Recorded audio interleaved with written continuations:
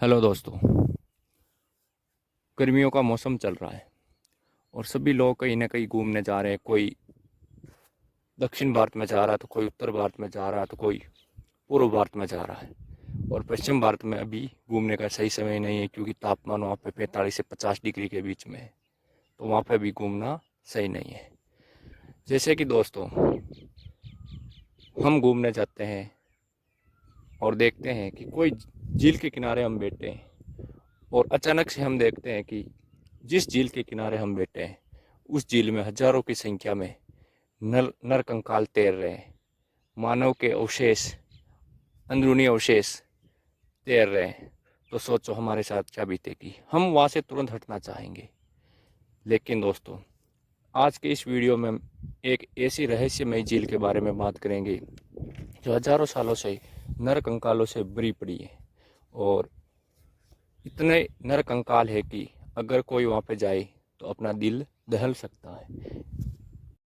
तो दोस्तों हम बात करेंगे कि ऐसी कौन सी झील है ये जिसमें अभी भी हजारों की संख्या में नरकंकाल तैर रहे हैं और आसपास लुढ़क रहे हैं। और ये कंकाल आखिर कहाँ से आए और इतनी संख्या में एक जगह मरने वाले लोग कौन थे, तो इसके बारे में आज बात करेंगे। दोस्तों यह झील भारत के उत्तराखंड राज्य के गढ़वाल जिले की एक ऐसी प्राकृतिक झील है जो समुद्र तल से 5027 मीटर की ऊंचाई पर स्थित है। इस झील के पास नंदा देवी नाम माताजी का मंदिर, प्रसिद्ध मंदिर भी है। दोस्तों इस झील का सबसे पहले पता 1942 में एक ब्रिटिश फॉरेस्ट रेंजर ने इसको सबसे पहले देखा। वो देखता है कि जब गर्मियों में इस झील जो हमेशा जमी रहती, जो गर्मियों में इसका पानी जो इसकी बर्फ़ जो पिघल गई है, वो देखता है कि इस झील की जो तली है वो पूरी तरह से नर कंकालों से सनी पड़ी है और आसपास भी मानव के सिर इधर उधर लुढ़के हुए हैं और अस्थियां इधर उधर बिखरी पड़ी हैं। और वो देखता है कि जो आसपास के जो बर्फ़ है उसमें मानव जो इंसान है जो न जाने कितने साल पहले मर गया, उसका जो पूरा शरीर एकदम ठीक ठाक से उस बर्फ़ में दफन है। जब भी नर कंकालों को पहली बार देखा गया तब माना जा रहा था कि ये नर कंकाल जापानी सैनिकों के हैं जो द्वितीय विश्व युद्ध के समय इस रास्ते से गुजर रहे थे और रास्ता भटक जाने के कारण उन्होंने अपना जीवन यहीं समाप्त कर लिया।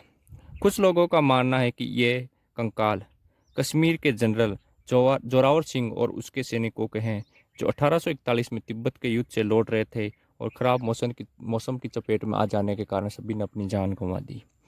कुछ लोगों का मानना है कि ये लोग किसी संक्रामक रोग की चपेट में आ गए होंगे या फिर इस झील के पास आत्महत्या की योजना बनाई होगी। हालांकि वैज्ञानिकों को अध्ययन के खुलासे के बाद में यह कंकाल 850 ईस्वी यानी कि 9वीं सदी के आसपास के हैं। यहाँ आए श्रद्धालु और स्थानीय लोगों के इंटरनेशनल लेवल पर की गई स्टडी के अनुसार ये सभी नरकंकाल एक ही जगह के नहीं, यानी कि किसी एक ही परिवार समूह के सदस्य नहीं है। ये सभी अलग अलग देशों से, इनमें से कुछ जो नरकंकाल है उनका रिसर्च से पता चलता है कि ये नरकंकाल मिस्र के हैं और कुछ नरकंकाल सीरिया और कजाकिस्तान और इस तरफ के हैं। इस आधार पर जो पूर्व वैज्ञानिकों ने अध्ययन किया कि ये सभी एक ही भारतीय आदिवासी समूह के किसी कबीले के एक ही परिवार के सदस्य, जबकि ऐसा नहीं है। इसके अतिरिक्त जब वैज्ञानिकों ने अमेरिकन साइंटिस्ट एजेंसी ने जब यहाँ पर रिसर्च किया तो पता चलता है कि ये जो नरकंकाल है, इन नरकंकालों में किसी भी प्रकार का बैक्टीरिया, वायरस या किसी भी प्रकार की ऐसी कोई गंभीर बीमारी नहीं थी जिनकी वजह से ये मारे गए, यानी कि ये मरने से पहले सभी हष्ट पुष्ट एकदम स्वस्थ थे। इस बात को भी खारिज किया जाता है कि इस रिसर्च के अनुसार तो ये जितने भी आदमी मरे किसी महामारी की चपेट में आ गए, जबकि ऐसा बिल्कुल नहीं था क्योंकि किसी भी प्रकार की बैक्टीरिया, वायरस या किसी भी प्रकार की महामारी के इनमें लक्षण नहीं मिले।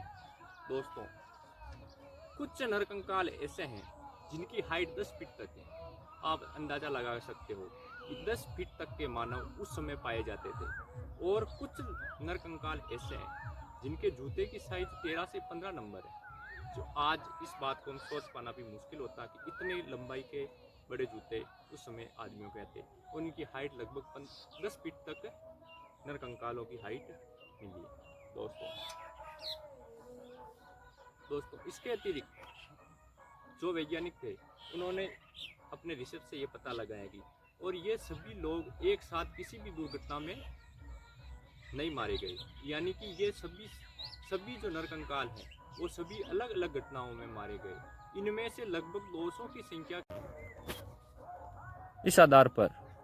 और दोस्तों ये सभी जो यहाँ पे मारे गए हैं और अब नरकंकालों के रूप में यहाँ पर पड़े हैं, ये सभी किसी भी एक साथ किसी भी दुर्घटना में मारे नहीं गए, क्योंकि इनमें से बहुत सारे नरकंकाल ऐसे हैं जो 8वीं सदी के हैं और कुछ नरकंकाल 9वीं सदी के, तो कुछ नरकंकाल 10वीं सदी के। इस आधार पर यह पता हम अंदाज लगा सकते हैं अथवा अध्ययन कर सकते हैं कि ये सभी किसी अलग अलग घटनाओं में मारे गए। और इनके मरने का कारण भी वैज्ञानिकों ने पता लगाया कि इनके सिर पर किसी गोलाकार वस्तु के वार से ये सभी मारे गए। इस बात से हम ये अंदाज़ा लगा सकते हैं कि ये सभी उस समय किसी ओलावृष्टि की चपेट में आ गए, जिनकी वजह से इन सभी की मृत्यु हो गई। अगर दोस्तों ये वीडियो अच्छा लगे तो आप मेरे चैनल को सब्सक्राइब करें और बेल आइकन दबाएं और शेयर करें। धन्यवाद।